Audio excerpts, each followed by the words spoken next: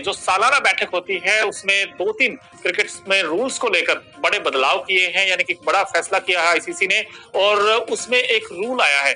वो रूल है stop clock rule. अब ये स्टॉप क्लॉक रूल क्या है? इसमें जो फील्डिंग करने वाली टीम है उसको टाइम के अकॉर्डिंग उनको ओवर डालने होंगे। अगर वो ऐसा नहीं कर पाए तो बैटिंग करने वाली साइड को 5 रन पेनल्टी के तौर पर मिल जाएंगे, यानी कि बिना गेंद खेले 5 रन मिल जाएंगे। और इस नियम को अब T20 वर्ल्ड कप में भी लागू किया जाएगा, यानी कि इस रूल का, स्टॉप क्लॉक रूल का जो T20 वर्ल्ड कप अपकमिंग है उस पर क्या इंपैक्ट पड़ेगा, उस पर हम चर्चा करने वाले हैं। और स्टॉप क्लॉक रूल क्या कहता है उसके बारे में आपको बताते हैं। अब स्टॉप क्लॉक रूल क्या कहता है? वो ये कहता है कि जो फील्डिंग करने वाली टीम है वो जब एक ओवर अपना कंप्लीट कर लेगी तो दूसरा ओवर डालने के लिए उनको सिर्फ 60 सेकंड का वक्त दिया जाएगा। अगर उस 60 सेकंड में उन्होंने दूसरा ओवर फेंकने के लिए नहीं गेंदबाज आया तो ऐसे सिचुएशन में जो बैटिंग करने वाली टीम हो उसको 5 रन पेनल्टी के रूप में मिल जाएंगे।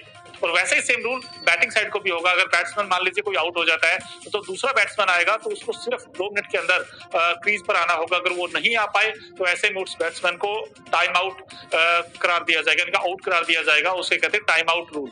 तो ये जो 2 बड़े बदलाव हुए हैं इसका सीधा सीधा इम्पैक्ट, हालांकि अभी जो दोनों रूल है ये पहले इंग्लैंड वर्सेस वेस्ट इंडीज को जो T20 सीरीज होने वाली है उसके लिए ट्रायल के बेसिस पर उसको ट्राई किया जाएगा। उसके बाद फिर T20 वर्ल्ड कप में भी इस रूल को एग्जीक्यूट किया जाएगा और उसके बाद देखते हैं उसका क्या इम्पैक्ट पड़ता है। क्योंकि 2023 वर्ल्ड कप में तो हमने देखा ही था जो एंजेलो मैथ्यूज के साथ वो हुआ था, क्योंकि उनको टाइम थोड़ा एक्स्ट्रा लग गया था क्योंकि उनका हेलमेट का वो टूट गया था, जिसके बाद फिर वो 2 मिनट से ज्यादा हो गया था। उसके बाद उनको टाइम आउट करार दिया गया था। अब यही नियम अब लेकर आए हैं आईसीसी, क्योंकि टाइम मैनेज तो होगा ही होगा और साथ ही साथ खिलाड़ियों को भी वो थोड़ा सा अलर्ट रहना होगा कि भाई हमें इतने समय में ही सारी चीजें करनी होंगी। इसके अलावा उस मीटिंग में बहुत सारी चीजों पे चर्चा हुई। उसके बाद फिर फाइनल और सेमीफाइनल के लिए भी बात हुई कि भाई T20 वर्ल्ड कप जो होना है यूएसए में तो वहां पर हम रिजर्व डे रख सकते हैं क्योंकि बारिश भी आ सकती है सेमीफाइनल और फाइनल मैच में। तो ऐसे में क्या रिजर्व डे होना चाहिए, उस पर भी चर्चा हुई।